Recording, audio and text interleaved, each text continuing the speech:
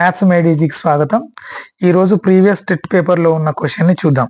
ఇక్కడ చూడండి, 10 కంటే తక్కువ ఉన్న ప్రధాన సంఖ్యల లబ్ధం m మరియు 10 కంటే తక్కువ ఉన్న బేసి సంఖ్యల మొత్తం n అయితే m minus n is equal to ఎంత అని అడుగుతున్నాడు.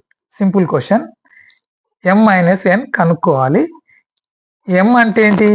10 కంటే తక్కువ ఉన్న ప్రధాన సంఖ్యల లబ్ధం. 10 కంటే తక్కువ ఉన్న ప్రధాన సంఖ్యలు ఏంటివి? సో 2, 3, 5, 7. ఈ 4 10 కంటే తక్కువ ఉన్న ప్రధాన సంఖ్యలు. Okay, n is equal to ఏమన్నాడు? 10 కంటే తక్కువ ఉన్న బేసి సంఖ్యల మొత్తము. బేసి సంఖ్యలు ఏమున్నాయి? 1, 3, 5, 7, 9.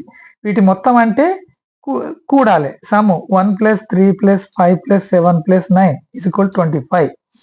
ఓకే, వీటి మల్టిప్లికేషన్ ఎంత అన్నాడు? లబ్ధము అన్నాడు. లబ్ధము అంటే మనం గుణించాలి. 2 3 6, 6 5 30, 3 7 21, 210, 210. ఫార్ములా ఏంటి? m minus n is equal to 210 minus 25 is equal to 185. So 185 is the answer.